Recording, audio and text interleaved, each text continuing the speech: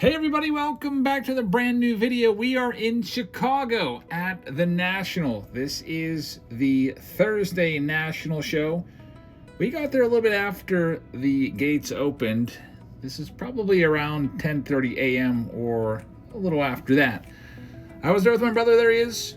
We're going to be walking around and looking for some big cards. We'll show you a couple little scenes from around the National. Then mostly I'm just going to focus in on my hunt for what I'm looking for. There's a 52 Topps pack right there and a whole bunch of sealed stuff. This guy's always at the National every single year. Wow. $300 for 86 Donruss. What is going on? Here's a pretty awesome dealer that has about a dozen 52 Topps Manals. And right when I was filming this, some guy whipped out a 52 Mantle that had purple marker all over the name. And it was bought on site for $20,000 cash. Now, some of the cards I'm after this Willie Mays. There's a PSA 3 for $8,500, and it's off center. We have a Satchel Paige PSA 3. That's another one that I'm after for $7,500 right there. Both of those are well over comps, about $1,000 to $1,500 over comps. And are we in the end of days or what? Because 1991 Fleer's $100 a box now. Like, what is going on? Here is the, I probably saw like 5 or 6 of these. The Frank Thomas no name on front, $15,000 and a BGS 7. Also saw this card a bunch of times. Good old 1994 Upper Deck, Mantle and Griffey dual auto. Man, that's such an awesome card. Here's the Willie Mays once again. I once had that card in my collection, and I'm really kicking myself. I once bought the entire 51 Bowman set for $30K. It included a PSA 4 Mays, along with a PSA 2 Mantle, and I broke it all up in a set break. Like, what an idiot. I'm having a real hard time trying to get it back together. Also looking for this card. It's the Yogi Berra. I've seen that a couple times now at the National, but I can't find one that's quite centered the way that I like it. There's a 3 on the Satchel Paige, and you see those gold stickers there?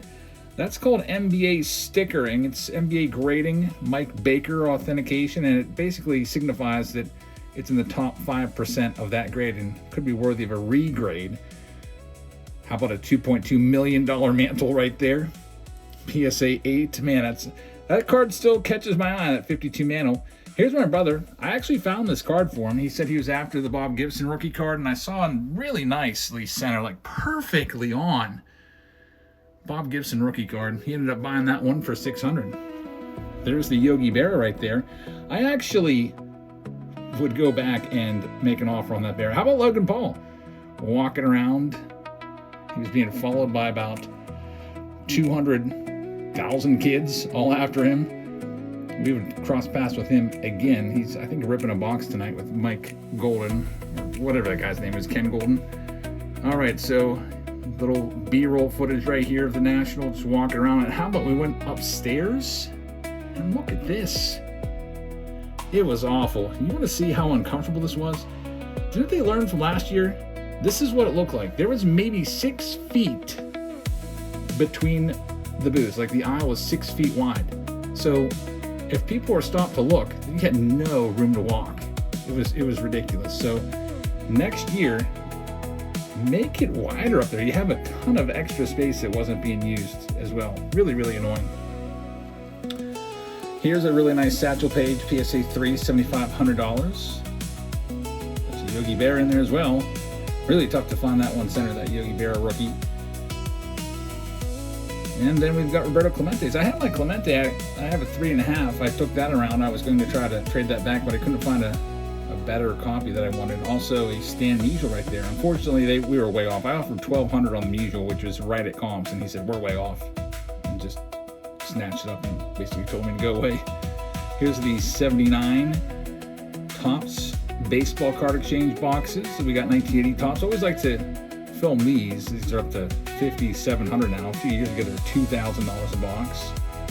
We have their 75 Topps for $27,000. We've got 80 Topps Cellos for $5,700. First time I've seen the Cello boxes here. And then the good old 77 Topps there as well. Those haven't moved that much in price over the years. And how about a 1959 Topps box for $210,000? Always like to see what they've got at the baseball card exchange. Of course, I think I'm pretty much done with buying those super expensive boxes because it's almost impossible to fill a break of that. You gotta charge like $300, $400 a pack, and just nobody's buying those spots anymore. Went back, took a look at the Satchel Paige once again right there. Took a look at some mantles once again. This gave me some hope. Look at this. The mantle and a $150,000 with the NBA sticker. Tell you what, I think that my PSA 1's better than that. I need to get one of those gold stickers on there so that my card could be worth $150K as well. But anyway, I'm going to show you what I bought right now. Thanks for watching. Hit that subscribe button, and let's go and do the recap. All right, we are in our Airbnb. This is probably the only quiet place right now. My son Jackson is, running around having a great time, but this is the only card that I bought. So it is the Satchel Paige. I was after his rookie card. I ultimately pivoted to a PSA 4. This card has a $3,000 price tag on it. And I'll tell you what I paid for this. What do you think I paid? This was, I can't believe I came in there. I had cash on me and everything. I had strong offers out on a few different cards. I could have easily spent $20K today, but this is all that I got. I paid $2,600 for it, which was in line with comps. The problem here at the National was everything was way over comps, especially on Hall of Fame vintage and Hall of Fame vintage rookies, just way over comps. Like those Willie Mays rookie cards, PSA 3, 51 Bowman, not even centered nicely. They wanted $8,500 for them, which would set a new all-time high. I actually offered $7,000 cash on a 51 Bowman Mays, and I was told we're way off. I was like, okay, well, that's like even more than what the recent comps are. He's like, well, and then another guy was selling one, like a PSA 2 for $8K, and he's like, well, one way off center sold for $7,000 just yesterday. I can't see going way over comps. So I was really disappointed with the National this year. People always hype it up and say the National's the greatest ever. It is the greatest ever for inventory, but it might be one of the worst spots to find a deal. Maybe on a Sunday, leftover inventory, especially bulk stuff, would be easy to get on a Sunday because the sellers don't want to lug that stuff back. But I was pretty disappointed. Came in here with a list of 10 cards. This one wasn't even on my list of 10 cards. And I ended up with I shouldn't say just a 53 page. This is a beautiful card. And this is also this might be one of my dad's best cards. My dad has this card. It's got a big old hole punch right there in the corner. But that was one of his best cards in his collection. So it's pretty cool that I now own it as well.